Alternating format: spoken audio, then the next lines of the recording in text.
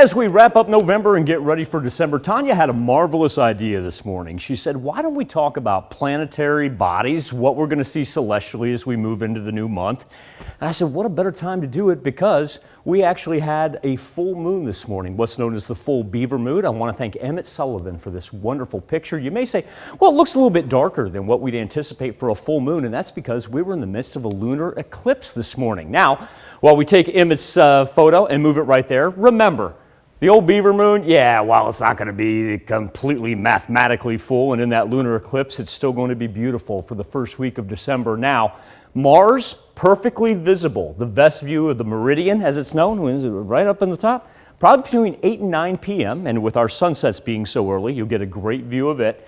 Now, the big one, December 21st, it's the Saturn-Jupiter conjunction. These two planets are going to be 1/10 of a degree apart. It's the closest we've ever had that since 1623. As a matter of fact, if you read some articles about it, there's a chance that even though it was 14 years after Galileo had invented the telescope, he probably didn't realize it was that close at all. Oh, by the way, the winter solstice happens to fall on December 21st, same day as the Jupiter-Saturn conjunction. Only in 2020, right?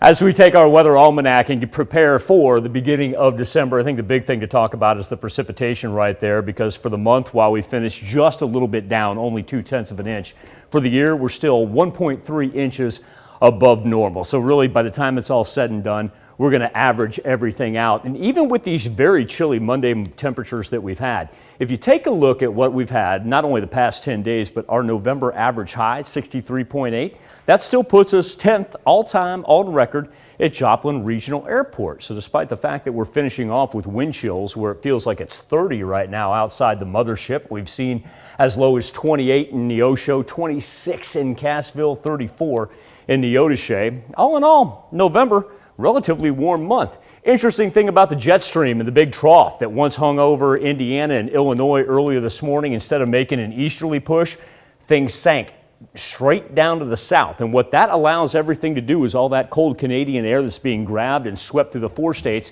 not only making its way through the Gulf of Mexico, but now starting to cool down the mid-Atlantic as well. So they're going to have their fair share of snow. Now, speaking of snow, I want to get there in just a second. But first, let's wrap up our Monday and a pretty calm Tuesday as well. Even though we're going to drop into freezing points overnight, we're actually going to be able to make it up into the 50s by tomorrow. I think the real key thing to talk about here is going to be what develops on Wednesday and Thursday. Now, Wednesday, as we get some Gulf moisture that rolls in from the south, you see that wants to maintain itself mostly as rain. Not looking at anything heavy or severe, but oh, whoa, what's that? What's that? A little wintry mix trying to make its way in on Thursday right there. Now, fact of the matter is, there's not a whole lot of Gulf moisture to flip over. And I don't want anybody to be alarmed. I want everybody to be on guard, but not alarmed. It shouldn't have too much of a role as far as our travel plans go for the morning commute. But it is something to look at because it is going to hit before sunrise. Yep, definitely something to look at. All right, thank you for that educational segment there as well.